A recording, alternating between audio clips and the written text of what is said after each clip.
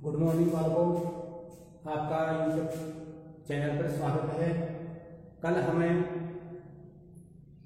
मार्क्सवाद के बारे में चर्चा कर रहे थे और मार्क्स के जो विचार थे, राजनीतिक विचारों को जो श्रेणियां थी उनमें से आपने वैज्ञानिक भौतिकवाद है, आपने ऐतिहासिक भौतिकवाद की व्याख्या है, इनका अध्ययन किया। उसके बाद में आपने ये भी देखा है कि मार्क्स ने ऐतिहासिक भौतिकवाद की व्याख्या के आधार पर समाज के दो भाग बताए थे, आधार और अधिरचना। अगले जो आज का लेसन है उसके लिए मैंने आपको बोला था कि इतिहास की जो आर्थिक व्याख्या है, इतिहास की भौतिकवादी व्याख्या है, इतिहास की आर्थिक व्याख्या है और इतिहास का भौतिकवाद है। ये तीनों एक ही चीज है। ऐतिहासिक भौतिकवाद को ही इतिहास की आर्थिक व्याख्या, इतिहास की जो है आपके भौतिकवादी व्याख्या कहा गया है। तो यहाँ पर इतिहास की जो आर्थिक व्याख्या है उससे क्या निष्कर्ष निकलते हैं, हमने आर्थिक व्याख्या के बारे में कल जो चर्चा करी थी उससे हम क्या सीखते हैं, क्या परिणाम निकालते हैं। तो देखो यहाँ पर जो आपके निष्कर्ष दिए हुए हैं। पहला निष्कर्ष ये है कि मानव जीवन में सभ्यता का विकास ईश्वरीय महापुरुषों के विचारों व कार्यों का परिणाम नहीं है, सामाजिक परिवर्तन के निश्चित नियम है और इस प्रक्रिया का संचालन आर्थिक तत्व करता है। पीछे मैंने बताया था आपको कि ऐतिहासिक भौतिकवाद की जो व्याख्या है उसमें मार्क्स ने ये माना है कि सामाजिक परिवर्तन भौतिक और आर्थिक कारणों से नहीं होते हैं, किसी महापुरुष के कार्यों से नहीं होते, ऐसा जो उसने माना था। उसी के आधार पर ये जो आपके निष्कर्ष निकला गया है कि मार्क्स ये मानता है कि मानव जीवन में सभ्यता का विकास ईश्वर या जो है आपके महापुरुषों के विचारों या कार्यों का परिणाम नहीं है, बल्कि ये सामाजिक परिवर्तन जो होते हैं वो एक निश्चित नियम से होते हैं और इस नियम का संचालन आर्थिक तत्व करता है, अर्थात धन करता है। दूसरा निष्कर्ष ये है कि प्रत्येक युग में सामाजिक और राजनीतिक जो व्यवस्था है उस पर जिसका नियंत्रण रहा है, सामाजिक और आर्थिक व्यवस्था पर जिसका नियंत्रण रहा है उसी व्यक्ति का आर्थिक व्यवस्था पर भी नियंत्रण रहा है। या हम यूं भी कह सकते हैं कि आर्थिक व्यवस्था पर नियंत्रण रखने वाला व्यक्ति ही हर युग में सामाजिक और राजनीतिक व्यवस्था पर नियंत्रण रखता है, ये मार्क्स का मानना है। तीसरा जो आपके निष्कर्ष हम ये निकालते हैं कि आर्थिक परिवर्तन से सामाजिक और राजनीतिक परिवर्तन होते हैं। अगर अर्थव्यवस्था में परिवर्तन होता है, व्यापार, व्यवसाय, उद्योग या धन संपदा पर जिसका नियंत्रण है उस व्यवस्था में परिवर्तन होता है, तो समाज में भी परिवर्तन होते हैं और राजनीतिक व्यवस्था में भी परिवर्तन होते हैं। चौथा जो आपका निष्कर्ष है कि वो आदिम जो साम्यवाद व्यवस्था है इसको छोड़ करके पूंजीवाद तक वर्ग संघर्ष विद्यमान रहता है। आपने पीछे पढ़ा था कि मार्क्स ने ऐतिहासिक भौतिकवादी जो विचार दिया है या इतिहास की जो भौतिकवादी व्याख्या की है उसके आधार पर उसने मानव इतिहास को 6 अवस्थाओं में बांटा था। आदिम साम्यवादी अवस्था है, फिर उसके बाद में दास अवस्था, तीसरी जो आपकी उसके बाद में सामंत अवस्था, चौथी जो आपकी पूंजीवादी अवस्था, पांचवी जो उसने बताई है वो आपके सरवारा वर्ग का अधिनायक है और छठी जो अवस्था है वो उसने साम्यवाद की स्थापना या साम्यवाद की अवस्था बताई थी। तो इन अवस्थाओं में पहली अवस्था उसने कौन सी बताई थी? आदिम साम्यवाद, कि आदिम जो मानव था वो साम्यवादी व्यवस्था में रहता था। उसके बाद में जो आपके दास अवस्था आई, उस दास अवस्था में भी 2 वर्ग बने, फिर पूंजीवादी वो सामंतवादी अवस्था आई, उसमें भी 2 वर्ग रहे, फिर उसके बाद में पूंजीवादी अवस्था आई जो वर्तमान में चल रही है उसमें भी 2 वर्ग है। इस प्रकार नए मार्क्स ये कहता है कि इतिहास में आदिम जो साम्यवाद है उसको छोड़ दिया जाए तो प्रत्येक अवस्था में वर्ग संघर्ष विद्यमान रहा है। इतिहास की जो आर्थिक व्यवस्था है इससे मार्क्स पूंजीवाद के अंत और साम्यवाद के आगमन की घोषणा करता है। इससे हमें यह भी निष्कर्ष निकलता है कि मार्क्स ने छठी जो अवस्था बताई है साम्यवाद की स्थापना या साम्यवादी अवस्था, इससे मार्क्स ये सिद्ध करता है कि जो है आपके इतिहास में आगे चल करके कौन सी अवस्था जाएगी? साम्यवादी अवस्था जाएगी। पहले जो आपके जो श्रमिक वर्ग है या सरवारा वर्ग है उसका अधिनायक स्थापित होगा, तानाशाही शासन स्थापित होगा और उसके बाद में कौन सी अवस्था जाएगी? आपके साम्यवादी अवस्था आ जाएगी। तो इस प्रकार मार्क्स पूंजीवाद की समाप्ति और साम्यवाद के आगमन की घोषणा करता है। फिर है आपके इसके बाद में जो आपका अगला जो बिंदु है वो है आपके इसकी आलोचना। तो देखो आपके इतिहास से जो आपका इतिहास की आज की व्याख्या से जो निष्कर्ष निकाले उसके बाद में आलोचना। तो राजनीतिक व्यवस्था में अनेक विचारक ऐसे हुए हैं जिन्होंने मार्क्स के जो इतिहास की व्याख्या का जो सिद्धांत है उसी का की आलोचना की है और आलोचना के आधार उन्होंने क्या दिए हैं। तो यहाँ पर कुछ प्रमुख जो आपके इतिहास की आर्थिक व्याख्या की आलोचना के आधार दिए गए हैं। पहला है आर्थिक तत्व पर आपके अधिक व अनावश्यक बल, कि मार्क्स ने सामाजिक परिवर्तनों के लिए आर्थिक तत्व पर ही अधिक बल दिया है जो अनावश्यक है, यानी आवश्यकता से ज्यादा उसने बल दिया है। आर्थिक जो आपके सामाजिक जो परिवर्तन होते हैं उसके पीछे केवल आर्थिक तत्व ही महत्वपूर्ण नहीं है। हालांकि आर्थिक तत्व का प्रभाव पड़ता है लेकिन यही प्रमुख नहीं है। कई बार जो सामाजिक परिवर्तन होते हैं या जो सामाजिक विकास होता है उसके पीछे जो आपके महापुरुष हो या जो आपके प्राकृतिक घटनाएं हो या आपके संयोग हो, ये तत्व भी कार्य करते हैं। दूसरी जो है आलोचना का आधार है, आलोचक मानते हैं कि आर्थिक आधार पर सभी ऐतिहासिक घटनाओं की व्याख्या संभव नहीं है। मार्क्स आर्थिक आधार पर ही ऐतिहासिक घटनाओं की व्याख्या करता है, अर्थात इस इतिहास में जो भी घटनाएं घटी है उनको क्या मानता है, आर्थिक कारणों का परिणाम मानता है। लेकिन आलोचक कहते हैं कि आर्थिक तत्वों के आधार पर ही जो है इतिहास में सभी घटनाएं नहीं होती और सभी की व्याख्या जो है उनके आधार पर नहीं की जाती है। कई घटनाएं ऐसी होती है जो महापुरुषों का परिणाम है जिसका हम उदाहरण इतिहास में देख सकते हैं। तीसरा जो है आपके इसकी आलोचना का आधार है कि इतिहास में धार्मिक संयोग तत्व की उपेक्षा की गई है कि संयोग से भी कई बार कोई घटनाएं घट जाती है, संयोग से भी घटनाएं घट जाती है। घटनाओं के परिणाम स्वरूप जो है सामाजिक आर्थिक राजनीतिक परिवर्तन होते हैं, लेकिन मार्क्स संयोग तत्व को नहीं मानता है।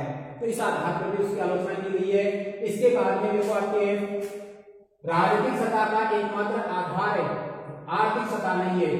मार्क्स क्या मानता है कि जिसके पास में आर्थिक सत्ता होती है उसी के पास में आप जो है आपके राजनीतिक सत्ता भी होती है। जैसे मार्क्स के जो इतिहास की जो भौतिकवादी व्याख्या थी उसके आधार पर हमने यहाँ पर निष्कर्ष निकाला था कि प्रत्येक युग में सामाजिक व राजनीतिक व्यवस्था पर उसी का नियंत्रण रहता है जिसका आर्थिक व्यवस्था पर नियंत्रण। इसी का जो आलोचना करते हुए आलोचक ने क्या कहा है कि राजनीतिक सत्ता का एकमात्र आधार आर्थिक सत्ता नहीं है कि जिसके पास धन हो वही जो है आपके राजनीतिक व्यवस्था पर अधिकार क्यों है। आधुनिक समय में देखें तो हम जो है आपके विश्व में या भारत में देखें तो भारत में अनेक ऐसे जो आपके रईस है, करोड़पति है, या यूं कह सकते हैं कि धन संपदा में जो आपके उच्च श्रेणी के हैं लेकिन वो राजनीतिक व्यवस्था में भाग नहीं देते।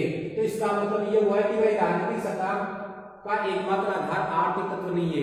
लोगों की रुचि भी होती है, लोगों का जो आपकी जनता में प्रभाव भी होता है, उनका व्यक्तित्व भी होता है, समाज में उनकी जो आपके स्थिति भी होती है। ये ऐसे तत्व हैं जो राजनीतिक सत्ता का जो आपके आधार तय करते हैं। फिर आर्थिक संबंध को राजनीतिक शक्ति द्वारा बदला जा सकता है। देखो आर्थिक संबंध है उनको राजनीतिक शक्ति बदल सकती है, लेकिन राज्य के नियम और कानूनों के द्वारा आर्थिक शक्ति को बदला जा सकता है। कैसे कि पूंजीपतियों के ऊपर जो है राज्य कर लगा सकता है, उनकी जो पूंजी है उसको सीमित कर सकता है, निर्धारित कर सकता है, राज्य हित में जो है पूंजी का अधिग्रहण भी किया जा सकता है। इस प्रकार आर्थिक जो संबंध है उनको राज्य द्वारा बदला जा सकता है। इतिहास की धारणा का राज्य विहीन समाज पर आकर रुकना संभव नहीं है। देखो आपके मार्क्स ने जो ऐतिहासिक जो आपके विकास की जो अवस्थाओं का विभाजन किया है उस अवस्था में अंतिम अवस्था उसने क्या बताई है, साम्यवादी अवस्था। उसमें ये कहा है मार्क्स ने कि साम्यवाद की स्थापना के बाद में समाज में राज्य की आवश्यकता नहीं होगी, इसलिए जो है आपके राज्य समाप्त हो जाएगा और एक राज्य विहीन समाज की स्थापना होगी। लेकिन आलोचक कहते हैं कि इतिहास की ये धारणा कि राज्य विहीन समाज पर आकर के समाज रुक जाएगा, ये संभव नहीं है। समाज का राज्य विहीन होना संभव नहीं है। इस आधार पर जो आलोचना की गई है फिर है वर्ग संघर्ष का सिद्धांत। तो मार्क्स का ये तीसरा सिद्धांत है वर्ग संघर्ष का सिद्धांत। देखो आपके मार्क्स का व्यंग्यात्मक भौतिकवाद पहला सिद्धांत जो आपने पढ़ा, दूसरा मैंने आपको बताया ऐतिहासिक भौतिकवाद का सिद्धांत है, तीसरा आपके इसके बाद में आएगा वर्ग संघर्ष का सिद्धांत है, उसके बाद में आएगा आपके अतिरिक्त मूल्य का सिद्धांत है। तो ये तीन सिद्धांत हो गए, ये तीनों सिद्धांत आपके वर्ग संघर्ष के सिद्धांत पर आधारित है, या यूं कह सकते हैं कि इन तीनों ही सिद्धांत सिद्धांतों में वर्ग संघर्ष की बात जो है आपके मार्क्स ने की है। मार्क्स ने देखो आपके कम्युनिस्ट मैनिफेस्टो उसकी पुस्तक है जो 1848 में प्रकाशित हुई थी, उसके प्रथम वाक्यांश में यानी पहला वाक्य उसमें क्या लिखा है, उसमें उसने लिखा है कि अब तक का इतिहास जो समाज का इतिहास है वर्ग संघर्ष का इतिहास है। अपनी पुस्तक के प्रथम वाक्य में क्या लिखा उसने कि अब तक का समाज का इतिहास वर्ग संघर्ष का इतिहास है। अर्थात मार्क्स ये मानता है कि आज तक का मानव इतिहास रहा है वो वर्ग संघर्ष का इतिहास रहा है और इसमें आपके वर्ग में संघर्ष रहा है। वर्ग संघर्ष यहाँ पर बता दूंगा आपको कि संघर्ष का मतलब यहाँ पर है झगड़ा या लड़ाई होते हैं वो नहीं है। यहाँ पर युद्ध झगड़ा लड़ाई ऐसा नहीं है। यहाँ पर संघर्ष का मतलब है असंतोष असहयोग जो चीजें होती है वो उनको जो है उसने संघर्ष का अर्थ लिया है यहाँ पर। और वर्ग जो है समूह है समाज के समूह है। तो यहाँ पर उसने दो वर्ग कौन से बताए पूंजीपति और मजदूर वर्ग आधुनिक पूंजीवाद के समय। और मैंने बताया था दास अवस्था के समय उसने दो वर्ग कौन से बताए थे मालिक और दास। और सामंतवादी व्यवस्था में आपके उसने सामंत और किसान है ना। इस प्रकार हर अवस्था में उसने दो वर्ग बताए हैं और उसने ये मानना है कि इस वर्ग से जो संघर्ष का सिद्धांत है उसने ये बात लिखी है कि अब तक का जो समाज का इतिहास है वो क्या रहा है वर्ग संघर्ष का इतिहास रहा है। अर्थात इन सभी अवस्थाओं में जो आपके समाज में वर्ग एक रहा है और उस वर्ग में दोनों वर्गों में जो है आपके संघर्ष रहा है। अर्थात संघर्ष का मतलब मैंने बता दिया असंतोष असहयोग की भावना रही है। यहां पर देखो इसके बाद में फ्रेडरिक एंजल्स जो उसका सहयोगी था उसका मित्र था उसने जो है अपनी पुस्तक है origin of a family private property at the state में लिखा है कि पहली शोषक संस्था परिवार है। फ्रेडरिक एंजल्स ने अपनी पुस्तक में क्या लिखा है कि पहली शोषण जो संस्था है जो शोषण करने वाली संस्था है वो परिवार है और परिवार में पीड़ित वर्ग महिला है। अर्थात परिवार में पुरुषों के द्वारा महिलाओं पर अत्याचार किए जाते हैं महिलाओं का शोषण किया जाता है इसलिए शोषक जो वर्ग है वो महिला है परिवार में। हाना एंजल्स ने आगे लिखा है कि हल का जो उदय हुआ हल के साथ ही हल जो हम जुताई करते हैं खेतों में तो जो खेतों में जुताई करते हैं उसी खेत में जुताई करने वाले हल के साथ ही क्या हुआ है आपके संपत्ति का उदय हुआ। हल का उदय होने के साथ ही पूंजीपति वर्ग जो आपके समाज में सक्षम लोग थे उन्होंने क्या कर लिया एक बड़े भूभाग पर जो है अपना अधिकार कर लिया और बाकी लोगों को जो है दास बना लिया और हल से खेती करवाने लगे। उसे उत्पादन का जो कृषि उत्पादन था उसका अधिकांश भाग जो आपके भूमिपति भूमि के मालिक अपने पास रखने लगे इससे उनकी संपत्ति बढ़ने लगी। तो हल के साथ ही निजी संपत्ति का भी जो है विकास हुआ कि ये मेरी है और वो आपकी है या तेरी है तो तेरी मेरी का जो आपके विकास हुआ और इसी के साथ जो आपके वर्ग संघर्ष का भी जो है उदय हो गया। ये बात लिखता है आपके फ्रेडरिक एंजल्स। वर्ग संघर्ष को दबाने के लिए फिर जो है आपके राज्य का उदय हुआ। फ्रेडरिक एंजल्स का मानना है कि जब हल्का विकास हुआ तो जो है आपके जो सक्षम लोग थे समाज में उन्होंने भूमि पर अधिकार कर लिया और भूमि पर अधिकार करने से वो भूमि उनकी हो गई। तो यहाँ पर मेरे का या निजी संपत्ति का जो आपके उदय हुआ और निजी संपत्ति जो भूमि थी उसको जो आपके जुताई करवाने के लिए उन्होंने दासों की व्यवस्था की। साथ में अपनी जो संपत्ति अर्जित की उन्होंने दासों से कृषि भूमि से और कृषि से उस संपत्ति की सुरक्षा के लिए उन्होंने सोचा कि हमारी संख्या कम है मालिक कम और दासों की संख्या ज्यादा तो मालिक ने अपनी सुरक्षा के लिए जो आपके सेना है पुलिस है न्यायालय है इनकी व्यवस्था की और इसी से जो है राज्य का निर्माण हुआ। ऐसा मानना है आपके फ्रेडरिक एंजल्स का और उसने यही बात कही है कि राज्य का निर्माण जो है पूंजीपतियों की रक्षा के लिए हुआ है इसलिए राज्य पूंजीपतियों की रक्षा ही करते हैं। श्रमिक या सरवाना वर्ग की ओर उनका कोई ध्यान नहीं होता उनके हित के लिए कार्य नहीं करते। ये मानना है आपके फ्रेडरिक एंजल्स या मार्क्सवाद का। फिर आपके इसी वर्ग संघर्ष का जो सिद्धांत दिया उसमें दो बातें ही है वर्ग और संघर्ष। तो मैंने भी बताया था कि वर्ग का जो अर्थ होता है मार्क्स के अनुसार ये है कि जिस समूह के आर्थिक हित होते हैं उसे उसने वर्ग कहा है। जैसे आपके श्रमिक वर्ग है पूंजीपति वर्ग है इत्यादि। तो जिसके आर्थिक हित होते हैं वो ही क्या होता है वर्ग कहलाता है। जैसे पूंजीपतियों के आर्थिक हित समान है गर्मी आपके जो गरीब है श्रमिक है उनकी आर्थिक स्थिति समान है, तो इस प्रकार ये दो वर्ग बन गए, अलग अलग वर्ग हो गए। संघर्ष का मतलब मैंने बताया था यहाँ पर की लड़ाई झगड़े या युद्ध से नहीं है, यहाँ पर संघर्ष का होता है असंतोष, रोष या जो आपके असहयोग की भावना पनपना। फिर आता है आपके वृक्ष संघर्ष की आलोचना। तो देखो आपके वृक्ष संघर्ष का जो सिद्धांत है उसकी भी आलोचकों ने आलोचना की है। पहली आलोचना तो इसे एकांगी व दोषपूर्ण माना है कि केवल ये एक ही पक्ष को ध्यान में रखता है, किसको, शोषण या संघर्ष को ही ध्यान में रखता है, सहयोग की बात नहीं करता, जबकि समाज में जो है आपके सहयोग पाया जाता है, इस कारण ये दोषपूर्ण है। दूसरी आलोचना का आधार है सामाजिक जीवन का मूल तत्व सहयोग है, संघर्ष नहीं। मार्क्स जो है सामाजिक जीवन का मूल तत्व संघर्ष को लेकर के चल रहा है कि समाज में हमेशा वर्ग संघर्ष रहा है और वर्ग संघर्ष जो आपके मानव इतिहास में रहा है, और इसी वर्ग संघर्ष के चलते जो आपके समाज में शोषण और परिवर्तन होते गए हैं, विकास होता गया है। लेकिन हर अवस्था में जो आपकी ये वर्ग संघर्ष जारी रहा है, इसी बात को मानता है लेकिन सहयोग की बात को नहीं मानता है। जबकि हम जानते हैं और आलोचक यही बात कहते हैं कि सामाजिक जीवन का जो मूल आधार होता है वो सहयोग होता है, संघर्ष नहीं होता है। संघर्ष में जो है विकास भी नहीं होता है और समाज में सुख शांति भी नहीं होती है, इसलिए सहयोग की भावना होती है, सहयोग से ही विकास होता है। लेकिन मार्क्स सहयोग को स्वीकार नहीं करता, सहयोग तत्व की अवहेलना करता है मार्क्स। फिर है समाज, तीसरी जो आलोचना है वो है आपके समाज में केवल दो वर्ग ही नहीं होते, दो से अधिक वर्ग होते हैं। अर्थात मार्क्स ने केवल पूंजीपति और श्रमिक वर्ग की बात की है, लेकिन मध्यम जो वर्ग है उसको जो है उसने उसकी ओर ध्यान नहीं दिया, जबकि समाज में एक मध्यम वर्ग भी पाया जाता है। पांचवी जो आलोचना है वो क्रांति श्रमिक वर्ग के बजाय बुद्धिजीवी वर्ग से संभव है। मार्क्स ये मानता है कि क्रांति श्रमिक वर्ग द्वारा की जाएगी, सर्वहारा वर्ग ही अधिनायक की स्थापना करेगा, अधिनायक तानाशाही शासन की स्थापना करेगा, ये मार्क्स मानता है। लेकिन क्रांति जो है श्रमिक वर्ग नहीं करता। इतिहास में आपके फ्रांस की क्रांति देखें, रूस की क्रांति देखें, तो इन सभी क्रांतियों के पीछे जो आपके साहित्यकार है, कवि है, आपके लेखक है, पत्र पत्रिकाएं जो प्रकाशित करने वाले या लिखने वाले हैं, जो तो इनका जो है आपके बुद्धिजीवी वर्ग का ज्यादा या मध्यम वर्ग कह सकते हैं, मध्यम वर्ग का जो है आपके ज्यादा सहयोग रहा है और उसी ने समाज में जागृति लाने का कार्य किया है और जागृति से ही क्रांति हुई है। जबकि मार्क्स इस बात को नहीं मानता, इस आधार पर उसकी आलोचना हुई है।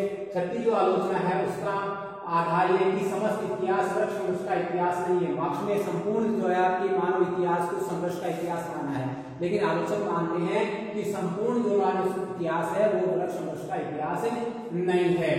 लेकिन फिर भी जो है मार्क्स का ये जो वर्ग संघर्ष का सिद्धांत है वो बहुत ही महत्वपूर्ण है। ये महत्व इसलिए रखता है कि इस सिद्धांत ने श्रमिक वर्ग में जो आपकी क्रांति उत्पन्न करने का कार्य, वो जागृति उत्पन्न करने का कार्य किया। इस सिद्धांत ने वर्ग संघर्ष के सिद्धांत ने क्या किया, आपके श्रमिक वर्ग में जागृति लाने का कार्य किया, जागृति उत्पन्न करने का कार्य किया। मार्क्स ने देखो श्रमिकों में जागृति लाने के लिए नारा दिया था कि संसार के श्रमिकों तुम एक हो जाओ, तुम्हारे पास में होने के लिए गुलामी की जंजीरों के अतिरिक्त कुछ नहीं है और पाने के लिए संपूर्ण संसार है। तो इस प्रकार उन्हें संसार के जो श्रमिक थे उन श्रमिकों को संगठित करने का कार्य किया, जागृत करने का कार्य किया मार्क्स ने। फिर मार्क्स का आता है आपके मार्क्सवाद में चौथा जो आपके सिद्धांत है अतिरिक्त मूल्य का सिद्धांत, जो भी बताया था मैंने वर्ग संघर्ष के सिद्धांत में, तो अतिरिक्त मूल्य का सिद्धांत है। अतिरिक्त मूल्य का सिद्धांत अगर देखें हम मार्क्स का, तो मार्क्स ने अतिरिक्त मूल्य का जो सिद्धांत है वो आपके रिकार्डो से प्रभावित होकर के दिया है। किससे प्रभावित होकर के दिया है, रिकार्डो से प्रभावित होकर के दिया है। रिकार्डो एक पूंजीवादी या यूं कह सकते हैं कि पूंजीपति जो आपके विचारक था, एक पूंजीपति विचारक था, और रिकार्डो के जो विचार थे उन विचारों से या उसकी पुस्तक जो लिखी हुई है विचारों की उससे प्रभावित होकर के मार्क्स ने अतिरिक्त मूल्य का सिद्धांत दिया। देखो आपके इस अतिरिक्त मूल्य के सिद्धांत में रिकार्डो ने श्रम मूल्य का सिद्धांत दिया था। अपनी पुस्तक में रिकार्डो ने कौन सा सिद्धांत दिया था, श्रम मूल्य का सिद्धांत दिया था। और रिकार्डो ने लिखा है कि किसी वस्तु की कीमत का निर्धारण श्रम द्वारा होता है। किसी वस्तु की कीमत का निर्धारण किसके द्वारा था, श्रम, यानी श्रमिक जितना श्रम करता है उस वस्तु पर जितना कार्य करता है उसके कार्य के द्वारा ही उस वस्तु की कीमत का निर्धारण होता है। अर्थात यूं कह सकते हैं कि हम रिकार्डो ने अपनी पुस्तक में ये जो है आपके श्रम का मूल्य सिद्धांत प्रस्तुत किया है, और रिकार्डो के श्रम के मूल्य सिद्धांत से ही मार्क्स जो है अतिरिक्त मूल्य का सिद्धांत प्रस्तुत करता है। मार्क्स जो है आपके रिकार्डो की इस बात को, कौन सी बात है कि किसी वस्तु की कीमत का निर्धारण श्रम द्वारा होता है, इसी बात को मानते हुए मार्क्स कहता है कि रिकार्डो बिल्कुल सही बात कहता है, रिकार्डो बिल्कुल ठीक बात कहता है, ठीक बोलता है कि किसी वस्तु की कीमत का निर्धारण श्रम करता है, मेहनत करती है कि किसी वस्तु में कितना श्रम लगा है, कितनी मेहनत लगी है, उसी के आधार पर जो है वस्तु की कीमत का निर्धारण होता है। परंतु रिकार्डो क्या कर रहा है यहाँ पर, रिकार्डो ने इस जो आपके कीमत दो आपके श्रम का मूल्य सिद्धांत दिया, इस मूल्य सिद्धांत के तहत उसने राज्य और पूंजी के संबंध को तो परिभाषित किया, राज्य ने पूंजी के संबंध को तो परिभाषित किया, लेकिन उसने पूंजीपति और श्रमिक के संबंध को परिभाषित नहीं किया। तो यहाँ पर जो आपके मार्क्स क्या कर रहा है, रिकार्डो के श्रम का मूल्य सिद्धांत है उससे पूंजीपति व श्रमिक के संबंध को परिभाषित करने का प्रयास कर रहा है या प्रयास किया उसने। इसलिए जो है आपके देखो मार्क्स ने आगे लिखा है या आगे कहा है कि किसी वस्तु की संपूर्ण कीमत पर श्रमिक का हक होना चाहिए। जब वस्तु की कीमत का निर्धारण श्रम से ही होती है तो उस वस्तु की संपूर्ण कीमत पर किसका अधिकार होना चाहिए, श्रमिक का होना चाहिए, ऐसा जो है मार्क्स मानता है। लेकिन मार्क्स का कहना है कि श्रमिक को कीमत का बहुत कम भाग मिलता है और एक बड़ा भाग जो है आपके पूंजीपति अपने पास रख लेते हैं और पूंजीपतियों द्वारा ये बड़ा भाग रखा जाने के कारण पूंजीपतियों की पूंजी में वृद्धि होती है और श्रमिक का जो भाग है वो पूंजीपति रख लेते हैं, इसलिए श्रमिक के पास में जो आपकी पूंजी की कमी होती है, अर्थात श्रमिक जो आपके आर्थिक आधार पर कमजोर हो जाता है और पूंजीपति की स्थिति अच्छी हो जाती है। तो मार्क्स ने इसी अतिरिक्त भाग को क्या कहा कि अतिरिक्त मूल्य का नाम दिया उसने, जो अधिकांश भाग है जो श्रमिक पूंजीपति रख लेता है, पूंजीपति जिस भाग को रख लेते हैं उस भाग को जो है मार्क्स ने अतिरिक्त मूल्य कहा है और अतिरिक्त मूल्य के कारण ही जो है पूंजीपति की पूंजी में वृद्धि होती है और श्रमिक की शोषण का कारण भी जो है मार्क्स ने अतिरिक्त मूल्य को ही बताया है। उसने जो आपके इसके लिए उदाहरण दिया है कि मान लेते हैं कि एक पेन है जिसकी विनिमय मूल्य कीमत, जिसकी कीमत आपके 10 रुपए है, 10 रुपए में आपके कीमत कितनी है, 10 रुपए, 10 रुपए और कच्चे माल का मूल्य आपके कच्चा माल आपके उसमें लगता है 2 रुपए और श्रमिक को देता है आपके श्रम देता है वो 2 रुपए श्रम देता है 2 रुपए, तो उसका मूल्य जो आपके कितना होना चाहिए, यही होना चाहिए, उसका मूल्य 4 रुपए होना चाहिए, 4 होना चाहिए। लेकिन उसको बेचा जाता है विक्रय मूल्य नहीं कि विनिमय मूल्य, जिसको कहते हैं विनिमय मूल्य, बेचा जाता है 10 रुपए में। शेष कितना बचा, अतिरिक्त मूल्य बच गया उसका 10 में से 4 गए तो बराबर 6 रुपए बच गए। इस 6 रुपए को मानता है अतिरिक्त मूल्य और ये 6 रुपए जो बच रहा है उसके ऊपर अधिकार जो है किसका होना चाहिए, श्रमिक का होना चाहिए, मार्क्स मानता है। लेकिन ये मूल्य जो है श्रमिक को न मिल करके और किसको मिलता है, पूंजीपति को मिलता है, मालिक को मिलता है, मालिक अपने पास में रखता है। इस कारण श्रमिकों की स्थिति जो है दयनीय हो जाती है। तो मार्क्स ने देखो आपके अतिरिक्त जो मूल्य है वो निकालने के लिए सूत्र दिया है कि विनिमय मूल्य अर्थात जिस वस्तुओं को हम जिस मूल्य में बेचते हैं वो मूल्य, लागत मूल्य जिसमें आपके कच्चा माल और श्रम आ जाता है, जो आपके पूंजीपति को खर्च करनी पड़ती है वस्तु के निर्माण में, वो लागत मूल्य, इन दोनों के बीच का अंतर होता है वही क्या कहलाता है, अतिरिक्त मूल्य कहलाता है। विनिमय मूल्य और लागत मूल्य के बीच का अंतर क्या कहलाता है, आपके अतिरिक्त मूल्य कहलाता है। मार्क्स में देखो आपके समाज के मार्क्स के अनुसार समाज जो आपके अतिरिक्त मूल्य के समाज पर क्या प्रभाव पड़ते हैं, यह आपका अतिरिक्त मूल्य का सिद्धांत था। इसके बाद में मार्क्स ने निष्कर्ष निकाला कि जो अतिरिक्त मूल्य है उस अतिरिक्त मूल्य से समाज पर क्या प्रभाव पड़ता है। तो समाज पर उसने 3 प्रभाव बताए हैं। समाज पर कितने प्रभाव बताए हैं, 3 प्रभाव। पहला प्रभाव क्या है, कई बार परीक्षा में पूछ लिया जाता है कि मार्क्स के अनुसार अतिरिक्त मूल्य के समाज पर क्या प्रभाव पड़ते हैं। तो आपको ध्यान रखना है मार्क्स के अनुसार जो आपके अतिरिक्त मूल्य के समाज पर 3 प्रभाव पड़ते हैं। एक तो श्रमिकों की दयनीय दशा होती है, दयनीय यानी कि गरीब स्थिति हो जाती है, वो 2 समय का आपका भोजन जुटाने में भी असमर्थ हो जाते हैं। दूसरी बात आपकी सर्वहारा क्रांति का कारण बनता है, अतिरिक्त मूल्य रखने से ही जो आपके मजदूरों में या श्रमिकों में जो आपके रोष उत्पन्न होता है, असंतोष उत्पन्न होता है अपने मालिकों के प्रति, आपके सहयोग की भावना समाप्त हो जाती है और ऐसे में जो है क्रांति क्रांति का कारण होता है। सरवारा अगर क्रांति करता है सब तो उससे ही क्रांति होती है। फिर आपके अतिरिक्त जनसंख्या का कारण भी जो आपके अतिरिक्त मूल्य ही है। तो ये तीन जो आपके प्रभाव समाज पर पड़ते हैं। फिर है आलोचना। तो देखो आपके अतिरिक्त मूल्य के सिद्धांत की जो है आलोचना भी की गई है। राजनीतिक विचारकों का मानना है कि श्रम एकमात्र उत्पादन का साधन नहीं है, कि मार्क्स ने श्रम को ही उत्पादन का साधन माना है, लेकिन श्रम ही उत्पादन का साधन नहीं है। इसके लिए उन्होंने कहा कि इसमें पूंजी लागत है, मानसिक श्रम की अवहेलना की गई है। एकमात्र जो है आपके उत्पादन का साधन है श्रम ही नहीं है। क्यों? क्योंकि पूंजीपति को जो है उद्योग के लिए पूंजी भी लगानी पड़ती है, अपना जोखिम भी रखना पड़ता है और मानसिक श्रम भी जो है आपके पूंजीपति को करनी पड़ती है, मालिक को करनी पड़ती है। इस वजह से जो आपके एकमात्र उत्पादन का आधार या साधन जो आपके श्रम नहीं है, बल्कि साथ में उत्पादन का साधन पूंजी भी है और मानसिक श्रम भी है, जिसकी अवहेलना जो आपके मार्क्स ने की है। तीसरा है इसमें मौलिकता का अभाव है, कि ये जो आपके अतिरिक्त मूल्य का सिद्धांत है वो मार्क्स का मूलभूत सिद्धांत नहीं है। मार्क्स के सिद्धांत जो आपके रिकार्डो के सिद्धांत से प्रभावित होकर के दे रहा है। रिकार्डो के सिद्धांत का प्रभाव है, इस वजह से जो आपके ये मूलभूत सिद्धांत नहीं है उसका, इस कारण से मौलिकता का अभाव है। और सिद्धांत है विरोधाभाव से युक्त है, क्योंकि ये केवल जो आपके श्रमिकों का ही पक्ष लेता है और पूंजीपतियों का विरोध करता है। तो विरोध के प्रभाव से भी ये जो है सिद्धांत युक्त है, ये कहकर के इसकी आलोचना की गई है। लेकिन फिर भी अतिरिक्त मूल्य का जो सिद्धांत है उसके महत्व को इनकार नहीं किया जा सकता है। जो आपके इसका महत्व जो है वो महत्व यह है कि सिद्धांत ने समाजवाद के प्रचार में सबसे अधिक सहायता का कार्य किया है, सहयोगी रहा है। समाजवाद को तेजी से बढ़ाने का कार्य जो आपके अतिरिक्त मूल्य के सिद्धांत ने ही किया है। ये था आपके अतिरिक्त मूल्य का सिद्धांत है। अगले जो आपके कालांश है उसमें हम जो आपके मार्क्स का अलगाव का सिद्धांत है उसकी चर्चा करेंगे।